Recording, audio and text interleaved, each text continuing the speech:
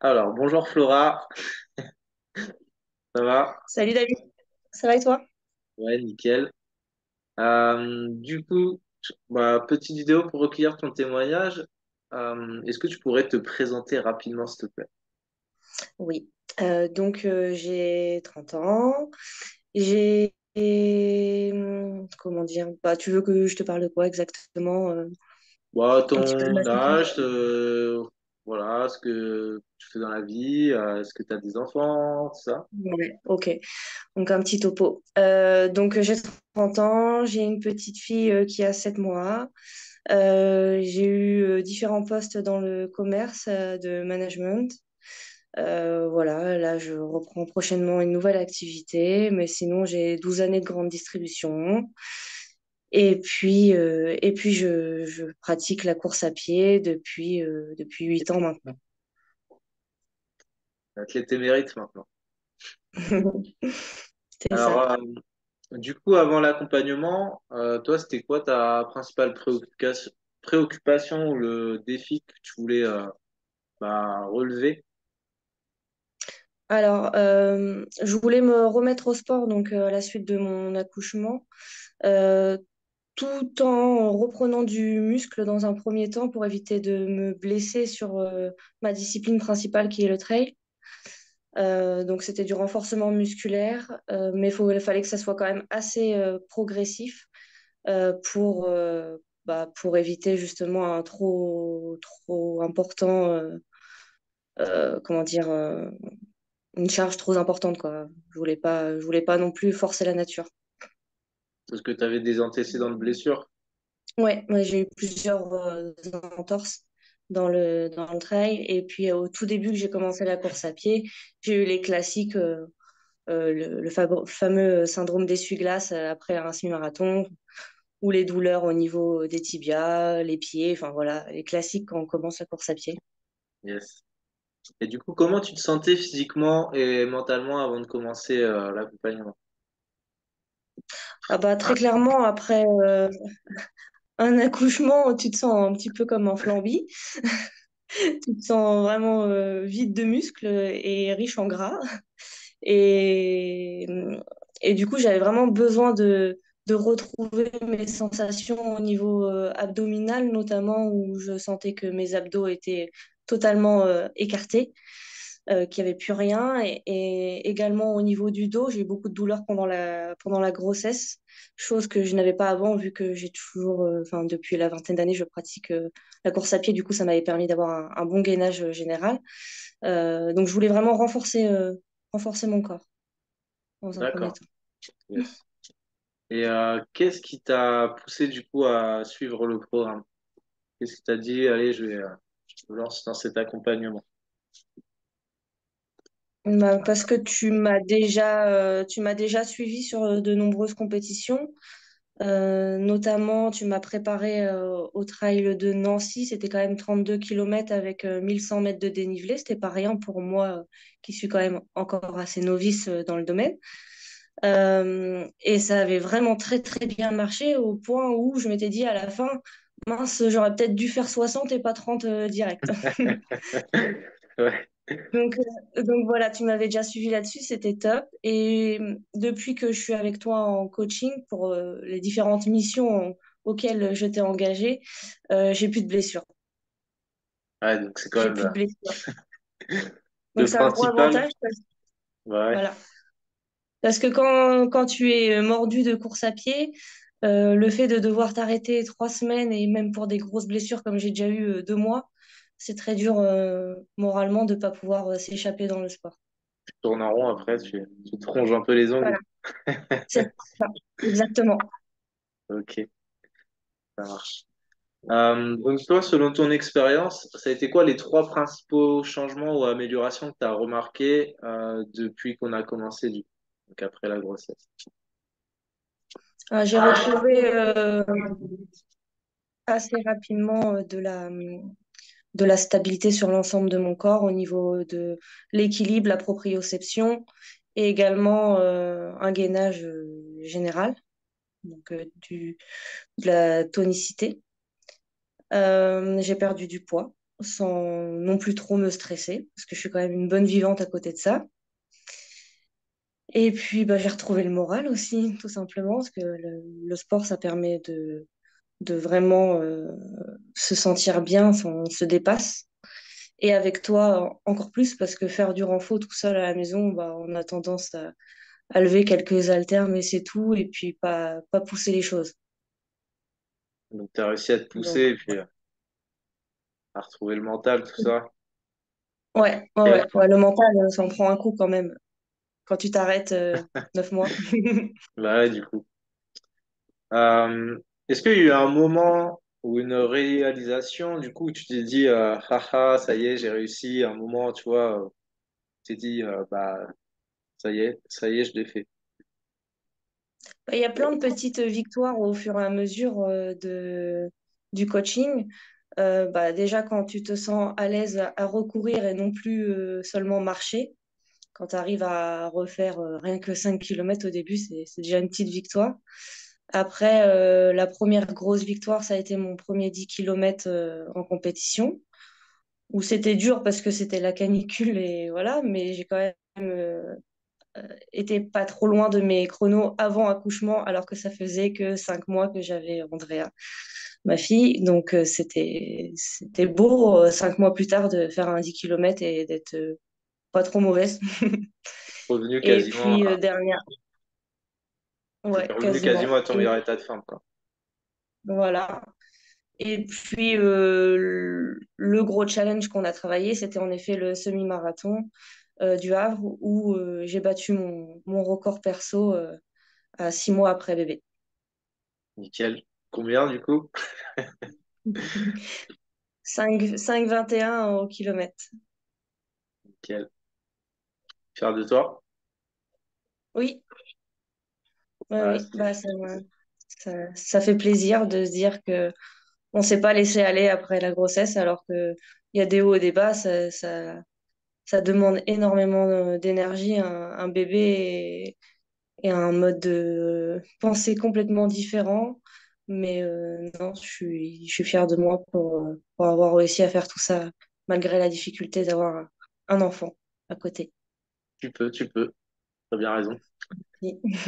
Moi aussi, je suis fier de toi. Et du coup, justement, comment tu décrirais notre relation de coach à élève? Est-ce que euh, tu trouves que j'étais assez disponible ou des fois tu te sentais un peu seul ou des choses comme ça? Comment tu décrirais un peu Non, bah, la relation?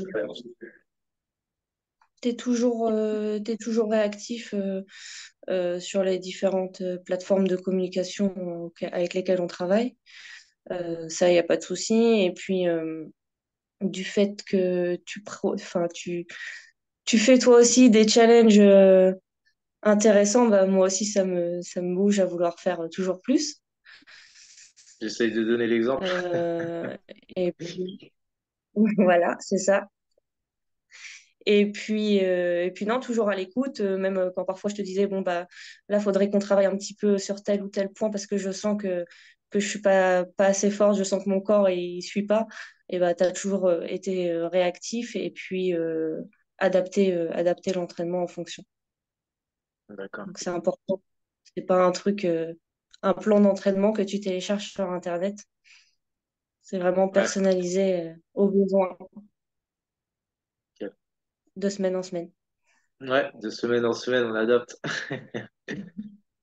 Du coup, est-ce que tu dirais, par rapport à tes résultats, qu'il y a eu des résultats externes, on va dire, par rapport à ce que tu recherchais, c'est-à-dire sur pas tes relations, ton bien-être, par rapport à des choses en plus, en fait, de tes objectifs? Ouais. Ben, t'es, hum, t'es quelqu'un d'assez posé et qui apprend à faire encore plus attention à soi, avoir plus de recul. Donc oui, en effet, ça aide au niveau de l'état d'esprit. Même, enfin, le fait de discuter ensemble, parfois, on peut se dire, ah ouais, mais en fait, il a raison. Faut peut-être que je fasse différemment. Faut peut-être que j'accepte d'être moins. dans l'objectif de résultat tout le temps, enfin, moins dans le contrôle. Dans le contrôle, plus dans le plaisir, des petites prises de conscience Dans comme ça. dans le plaisir et dans le profiter de l'instant présent. Ouais, carrément, c'est important. Euh, Qu'est-ce que tu dirais, toi, à quelqu'un qui hésiterait à se lancer? Bah, d'ailleurs, je t'avais mis en relation avec quelqu'un qui hésitait, justement. Donc, tu as déjà eu cette conversation, mais qu'est-ce que tu dirais à quelqu'un qui hésiterait à se lancer dans un accompagnement avec moi? Quelqu'un Je dirais, déjà, dans un premier temps, il faut être sûr d'avoir l'envie de changer pour mieux. Il faut aussi se dire que c'est un petit engagement financier par rapport à ce que tu peux gagner dans ta vie derrière. Euh, Beaucoup de bien-être, en fait, beaucoup de bien-être, beaucoup plus d'équilibre dans ta vie. Et puis du temps pour soi, c'est important, il en faut. Et puis je dirais que tu es une personne qui est sans jugement, qui s'adapte à tout individu. Donc il faut pas avoir peur. Ok. Et quelqu'un de très professionnel. Ah, ça se fait plaisir. C'est gentil. Et du coup, pour résumer ce que tu viens de dire, c'est que bah, il y a un investissement au départ, forcément, en effort, en travail, en temps, mais qui est largement rentabilisé par rapport à tout ce Ouais, qui revient ensuite vers toi, quoi, ce que ça t'apporte. tout à fait.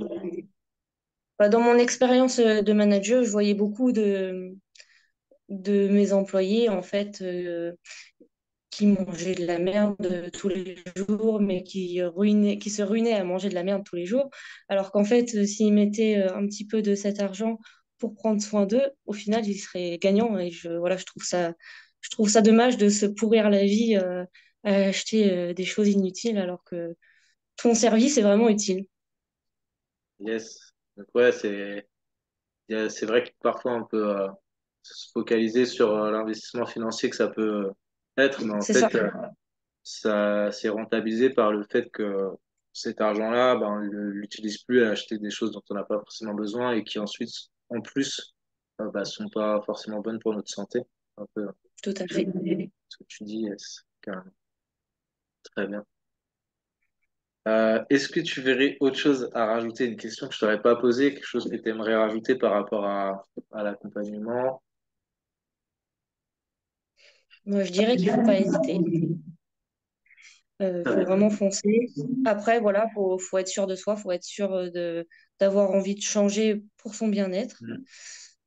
Euh, et pour moi qui avait un petit peu honte de mon corps et j'étais pas à l'aise forcément avec les hommes, c'est pour ça aussi que j'aimais pas les salles de sport, les choses comme ça.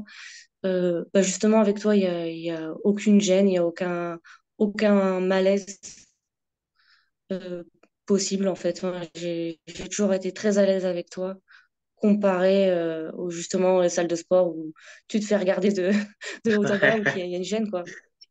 Je Donc vais scanner carrément. voilà, c'est ça. Donc faut foncer, peu importe les kilos qu'on a à perdre ou voilà, faut foncer. D'accord. Parce que ouais, du coup, juste pour rebondir sur ce que tu viens de dire, c'est que avant de prendre un coach, tu avais un peu d'appréhension sur la peur d'être jugé, qui te juge un peu en te disant ouais non, ça va pas le faire, machin. Bah, ouais, tout à fait. J'aimais pas trop justement l'ambiance salle de sport où c'est un peu l'image du coach avec un ego surdimensionné qui est juste là entre guillemets pour faire le beau dans la salle et c'est pas du tout ton cas donc il y a aucune gêne dès le début par rapport à ça. D'accord, ça marche. Bon, tant mieux, je suis content que tu me considères pas comme ça. Ça me fait plaisir. Ça va toi, hein? Voilà. Et une Évidemment, copine. fallait qu'elle rajoute son petit mot. Hop là. Nickel. Bah écoute, Flo, je crois qu'on a fait le tour des questions que j'avais à te poser. Merci encore, bah, d'une part, de faire le témoignage, parce que je pense que ça peut aider d'autres personnes à se lancer, à se faire un peu une idée. Et puis, bah, d'autre part, d'avoir fait encore appel à moi, parce que bah, je l'ai déjà dit, hein, j'aime bien travailler avec toi, parce que tu es sérieuse et que ça matche bien, donc bah, c'est cool. Et j'espère qu'il y aura encore des prochains défis. Et puis, Oh oui. ouais, du coup, c'est quoi un peu la suite? Est-ce que tu peux nous dire, tiens, est-ce que t'as, le fait d'avoir atteint cet objectif, ça t'a donné d'autres idées, peut-être? Bah, de base, j'ai jamais terminé un objectif que j'en ai déjà un autre. Donc là, le prochain objectif, c'est de reprendre le trail progressivement. Parce que bon, on a commencé par la route pour renforcer vraiment le corps et puis reprendre un petit peu de vitesse. Donc le prochain objectif, ça va être le trail du Tour du Canton à Vesoul-la-Grenier. Pour l'instant, 20 kilomètres, même si je sais que j'aurais pu faire plus. Je vais prendre tranquillement parce que justement, il faut apprendre à être patiente avec le sport. Et puis le gros challenge, ça sera le Radica Trail en avril 2024. Super. Plein de bons défis à venir. C'est ça. On verra sur le Radical, j'espère. Bah, j'espère. Yes.